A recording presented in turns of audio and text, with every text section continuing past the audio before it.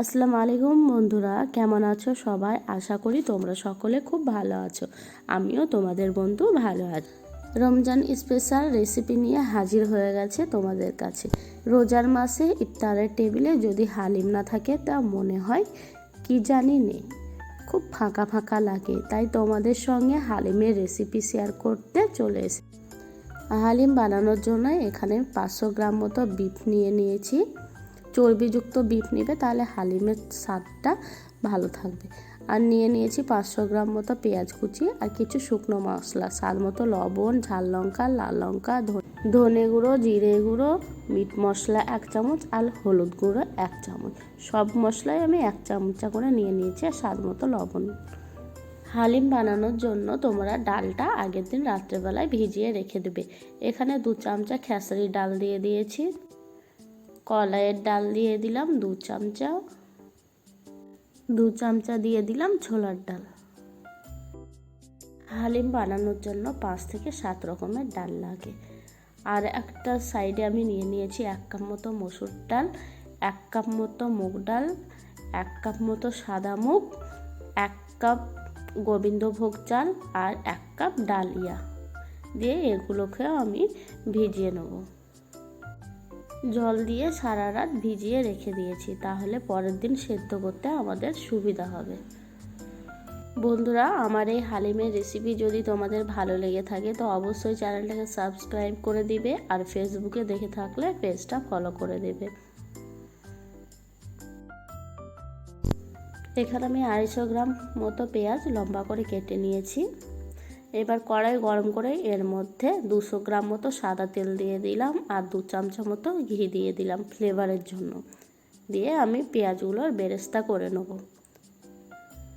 পেঁয়াজগুলোকে লাল করে একটুকু ভেজে আমি তুলে নিলাম। তোমরাও এইভাবে বেরেস্তাটা করে নেবে, দেখবে বেরেস্তাটা যাতে বেশি পুড়ে না যায়। বেরেস্তা আমার হয়ে গেছে, এবার এটাকে তেল থেকে তুলে নিলাম।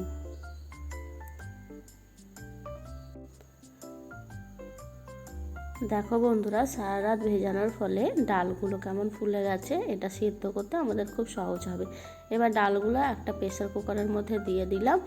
সামান্য পরিমাণ হলুদ গুঁড়ো আর একটুখানি লবণ দিয়ে আমি কুকারের মধ্যে দিয়ে এটাকে আমি 7 থেকে 8টা সিটি পর্যন্ত ওয়েট করব।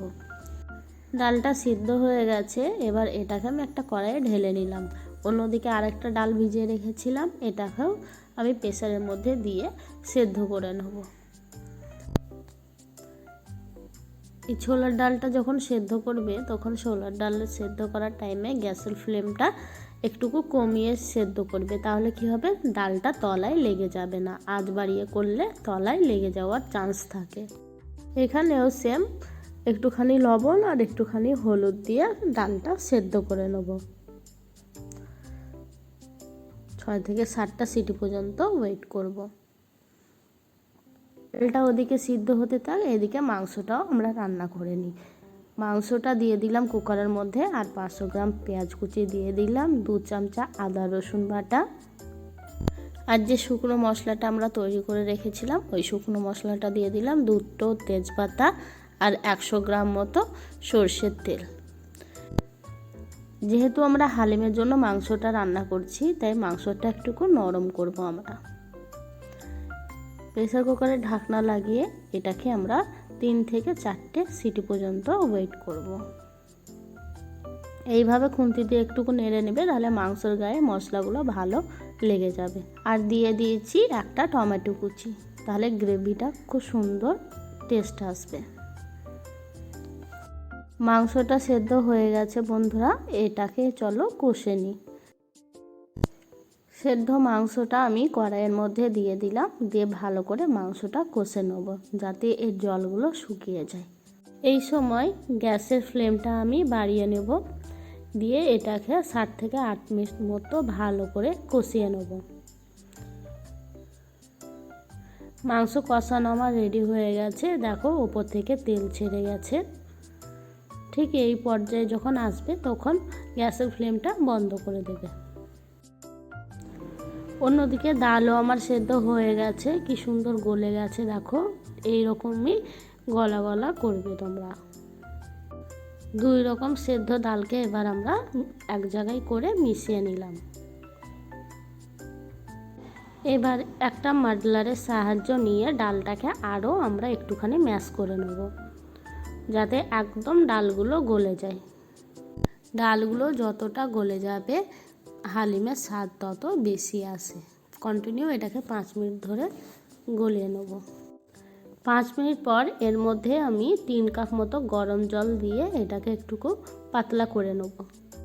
জলটা আমার ভালো করে মেশানো হয়ে গেলে এর মধ্যে রান্না করে রাখা মাংসগুলো দিয়ে দেবো। এই সময় গ্যাসের ফ্লেমটাই তোমরা লো রাখবে, বেশি তেজ আঁচ দিলে তলায় লেগে যাওয়ার সম্ভাবনা থাকে।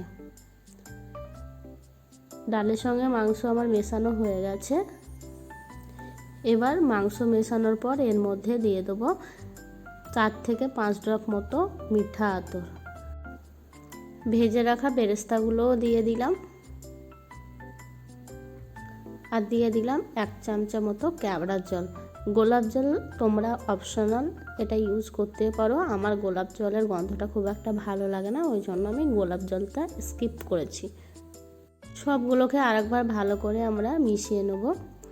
দিয়ে এর মধ্যে দিয়ে দিলাম 2 চামচা মতো মিট মশলা গুঁড়ো ও 2 চামচা মতো বিরিয়ানি মশলা গুঁড়ো। বিরিয়ানি মশলাটা আমি বাড়িতেই বানিয়েছি, তোমাদের সঙ্গে অন্য একদিন বিরিয়ানি মশলা রেসিপিটা শেয়ার করব। দিয়ে ভালো করে এটাকে মিশিয়ে নেব। দেখো খুব সুন্দরভাবে মেশানো হয়ে গেছে। আরও 5 মিনিট মতো হালিমটাকে ফুটিয়ে নিয়ে আমরা গ্যাসের ফ্লেমটা বন্ধ করে দেবো। তৈরি হয়ে গেছে আমাদের হালিম, রমজান স্পেশাল হালিম। তোমরাও বাড়িতে ট্রাই করতে পারো।